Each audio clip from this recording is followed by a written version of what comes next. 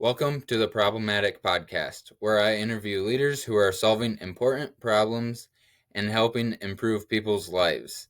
Tune in every week to hear from visionary business leaders. And now here's Christian Elston. Let's get started. So, who are you and what problem are you solving? Hey, Devin. So my name is Christian Elston, and I am a men's online fitness coach. I'm the founder of Echo Team Fitness, where what we strive to do is help men become the men that they are meant and supposed to be, using the vector of health and fitness as that objective. And so what I specifically help in the health and fitness sector is men who are looking to build strength, shed fat, and reclaim their lost energy. So those are the key areas that I am helping to solve. So, what led you up to this? What's your backstory? Yeah. So depending on how far back we want to go. After I graduated college, I left that and joined the CIA, where for 3.5 years I worked as a collections management officer, and was a fantastic, high performance, high stress role. Absolutely loved it, but due to various reasons and higher priorities, I ended up leaving that role and transitioned into the private sector, where I became a web application hacker, helping to secure companies against bad guys. And through the meanderings of that, I have now since landed at Google as a web application hacker for Mandiant, where I lead the Central Region application team on web assessments. And while I've been there, I was blessed to have my first child born, and I found myself stressed, and I found myself not working out, and I found myself exhausted all the time, to the point that whenever anybody would ask me, "Hey Christian, how are you doing?" I would just respond with, "I'm tired, man."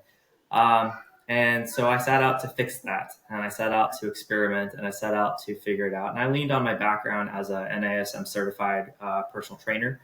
I leaned on my background in a decade plus of endurance sports, from half marathons, 5Ks, 10Ks, duathlons, triathlons, Spartan multi-course, obstacle course events.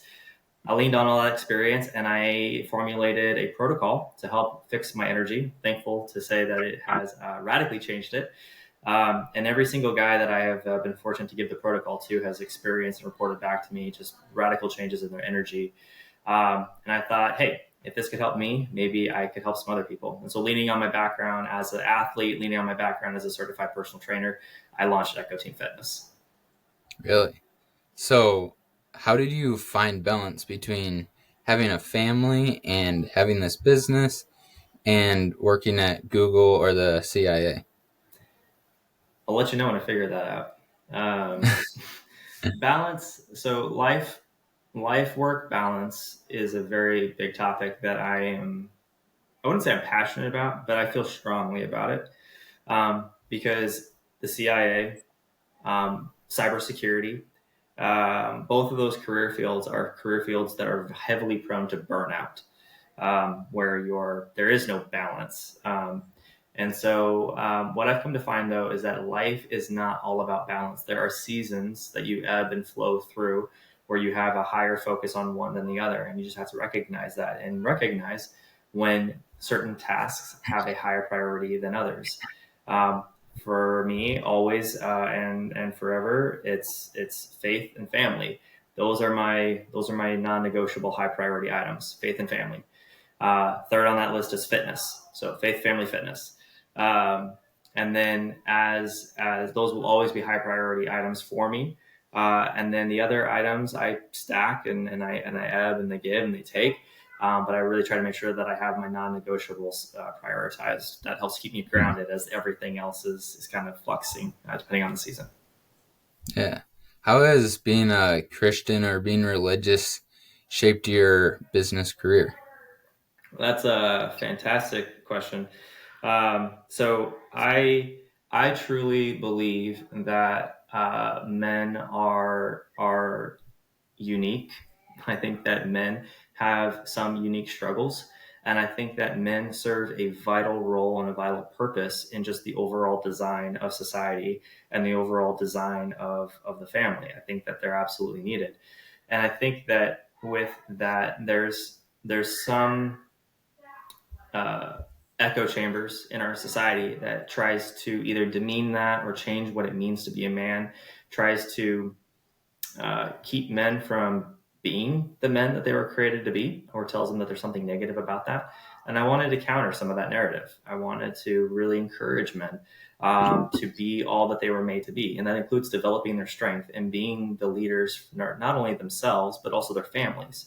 I've had several of the men that I coach share with me how their actions in the gym since they started working with me has directly translated to their kids being interested and directly translated to their families wanting to go on walks or wanting to eat healthier, all because the men stepped up and started leading. And not leading because they're like, hey, family, I'm going to do this and you're going to do it with me, but just because they started taking the actions themselves and their family followed.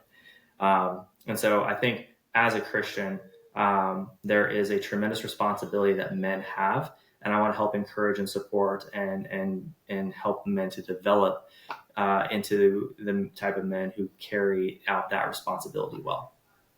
Okay. So, what type of problem have you solved with working and coaching with these men? Yeah, so the big one is energy. So, like I mentioned, that is a pain point that I find most men that I talk to, they're slamming energy drinks, they're slamming afternoon caffeine. Valid. Um, yep. And the I love caffeine. Okay, I've been a loud and proud coffee addict for a long time. Okay, so I'm all aboard of the caffeine train. Choo choo. But what I found is that we tend to over rely on things like caffeine or energy drinks or supplements. Okay, that promise to alleviate the symptoms of a much deeper problem. And the deeper problem is the truth that you don't actually need those things. You don't need it. I think life is better with coffee, but you don't actually need it. And so that's the big issue that I really want to address with the men that I coach is like, hey, how's your energy levels? What can we do with that? But beyond that, I'm helping them to build strength, and I say that intentionally. You'll notice I'm not the biggest jacked guy, right? I'm not like a bodybuilder, okay? But relative to my weight, I am quite strong. And there's a reason for that because strength is about muscle recruitment and skill. And I want men to be strong enough in their daily lives that they can meet all the challenges that they face. Most guys, when I say like, hey, let's start lifting, they're like, oh no, I don't want to get big. Well, that's not going to happen unless you are intentionally trying to get big. You are not going to get big. You're going to get stronger. You're going to get better at lifting weight and encountering weight and knowing how to handle weight to allow you, like for example, I was able to deadlift uh, just about 2 3/4 times my body weight off the ground recently. I'm not the biggest guy, okay, and the numbers were fairly impressive. Okay, I'm not a strong man. I'm not Brian Shaw over here. Okay, but picking 400 pounds up off the ground, that's pretty cool to say, right? But the point Yeah. is like that's not unique to me. That's just diligence and consistency applied over time. And again, I'm not the biggest guy. And so I like to be able to encourage men to be strong, to develop that strength that they have innately. And then if they want to get bigger, cool. Great. And we'll focus on body recomp. We'll help you shed fat, right? But like those are the big areas that I really love seeing the results from my clients in. Cool. What type of fitness routines do you recommend to your clients? Uh, I really like to recommend what I and Devin. Um, it's kind of a well kept secret, but I like you, so I'm gonna share it with you and by proxy with your audience. You Do you don't want to need know? to if you don't. No. That's cool. It's cool. You're good. I like this. Do you want to know what the best workout program is in the world? Yeah. It's the one you stick to. That is the best workout program in the world. And so the workouts that I recommend to my clients, it's a conversation. What do you want to do? What do you like to do? What do you enjoy? I'll be the first one to admit I'm one of those crazy guys who likes running. I mentioned 5Ks, 10Ks, half marathons, triathlons. Okay, like I like that stuff. Most people don't. Okay, and so if they came to me and like, Christian, I want to lose weight and I want to get stronger, I'm like, cool. I'm going to have you in the gym, deadlifting, squatting, and you're going to go run a 5K tomorrow. They would say, give me my money back. But instead, I'm like, okay, cool. Well, let's start this out. And so with all my programs, I started out not loading them down with a ton of weight. I actually used body weight workout for the first parts of my programs to help people get comfortable moving, figuring out what they like to do, what they want to do. And then as we grow and develop, as the program progresses, stuff starts diverging. Some people want to do more of this stuff. Some people have different kinds of equipment available, and that's what I work in. But overall, the fundamentals do remain the same. Compound movements, because they're efficient. I don't want people in the gym for hours on end. 30 minutes. If you can't get it done in 30 minutes, we have a different problem. Okay. Efficient compound movements gives you the biggest return on investment and the bang for your buck. We will use accessory work, right, to ensure that, like, hey, you want to work on your arms? Cool. Like, we'll work on your arms. No problem. And it's balanced. So we're going to have exercises that target your upper body, target your lower body. We're going to target certain days where you're using complementary muscle groups. So you're training them the same. Instead of trying to do things where you're just trying to do everything all at once, right? That's what I really like to do. And so it's a long-winded way of saying my programs are highly customized to each individual man who comes on board. There are some fundamental principles that I like to adhere to, but overall they're customized. And by the time they get through the program, each person's program is looking very different. So the main thing between them all is that consistency is just huge. Consistency is the number one trait for any successful man, whether that's in sport, whether that's in fitness, in business, in academia, as a husband or a father. It's consistency. It is way better to be consistently good than inconsistently great. You're not going to change your life with one great workout. You are going to change your life with consistent, imperfect workouts. It's the dedication to show up day in and day out. That's what really matters. That's what separates my most successful men from the men who don't see as many results. It's that consistency. How are you consistently there as a husband and father? Yeah, it's hard. It's hard. Yeah. So my family has a like a Disney fast pass. Okay. So if I have a queue of tasks that have to get done, my family is one that shortcuts that line. So inevitably there's going to be things where my wife comes to me. My wife is amazing, dude. She is the color in my life. She is the one who makes everything better. She 10x's like all of my effort. I mean, it's absolutely incredible. Yeah, I love her to death. But my wife is also a project person. She loves doing projects. And when we left the agency and moved back to Missouri through a series of circumstances, we ended up getting into a house that was a multi-year renovation project. We did it for 3 years. We were blood, sweat, and tears, just day in and day out, grinding on the house, right? It was fun. It was cool. Learned a lot. But as that kind of came to an end, I transitioned and now I'm building equity and stuff. And even like right now, we're remodeling a bathroom and my wife is the one who is like doing it. She's the one who's driving it. And she comes to me and she's like, hey, like, I need your help with this. Cool. All right. Like, let me get done with this meeting. Let me go do this. I got this. Let's go do it. Or my wife will be the one who wakes our daughter up in the morning, and I'm the one who gets to put her to bed. And so we kind of trade off that way.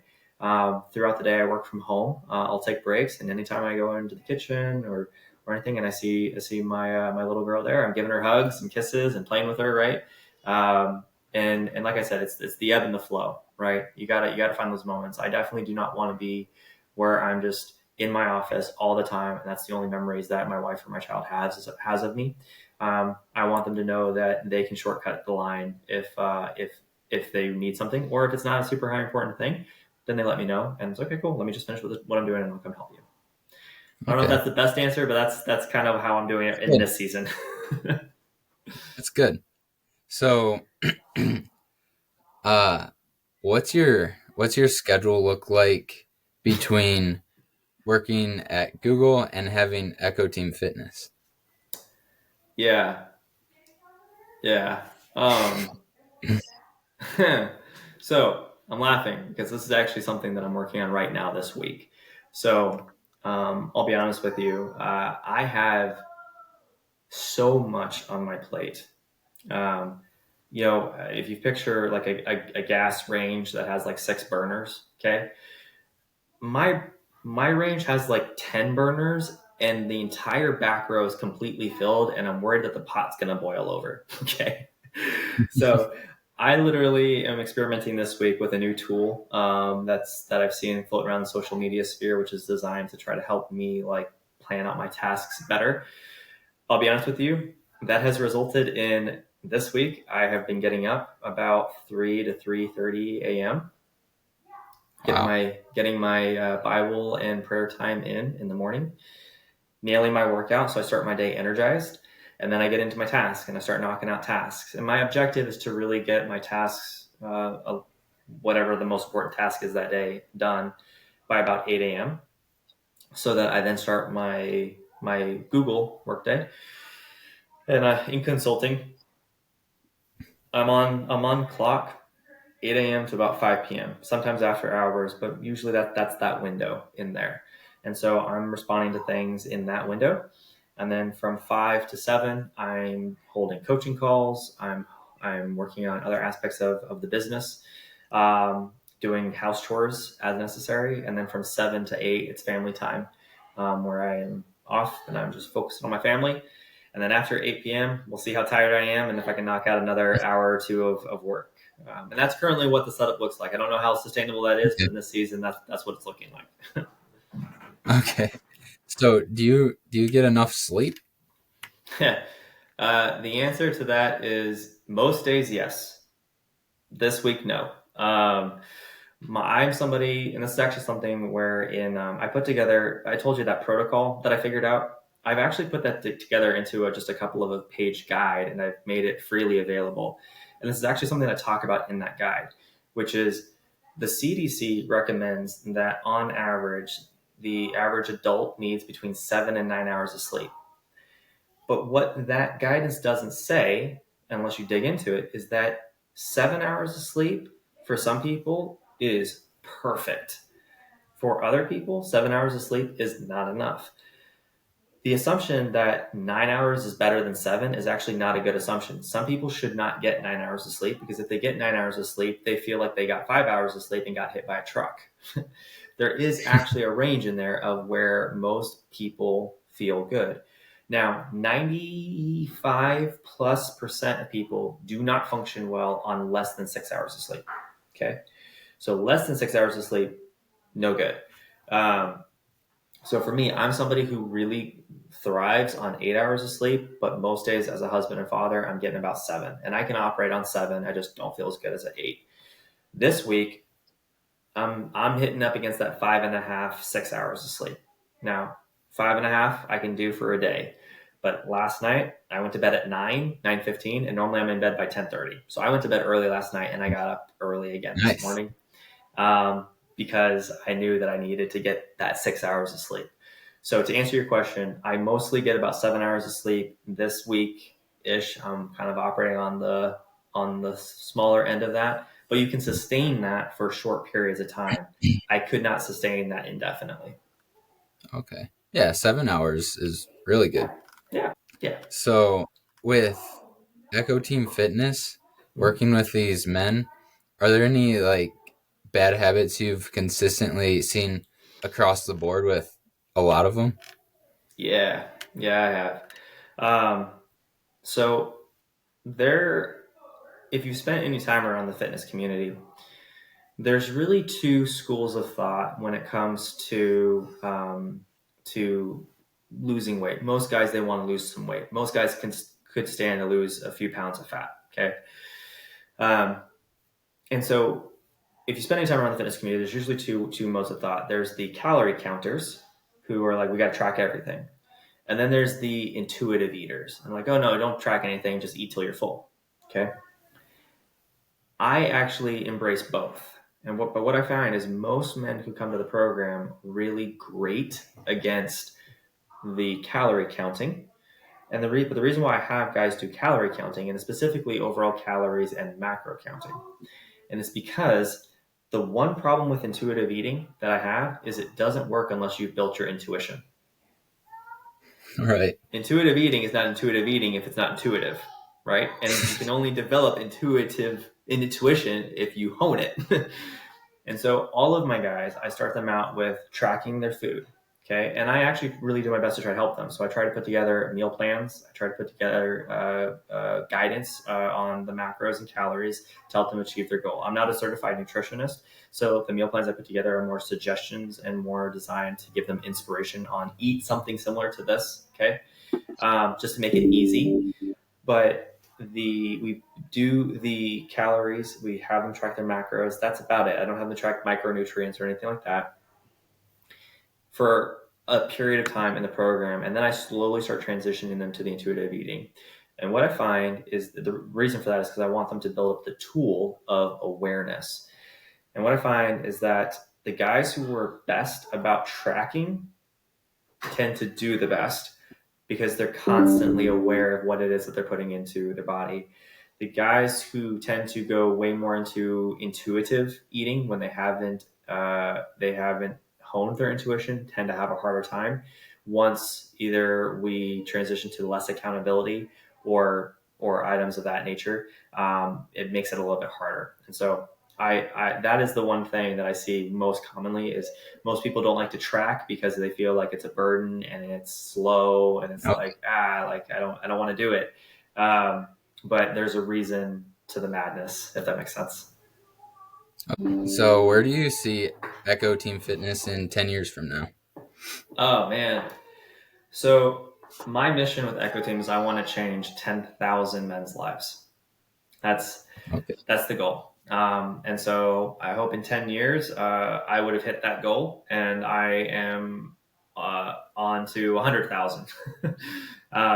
But in 10 years, that's the overarching mission. Is I want to help change 10,000 men's lives.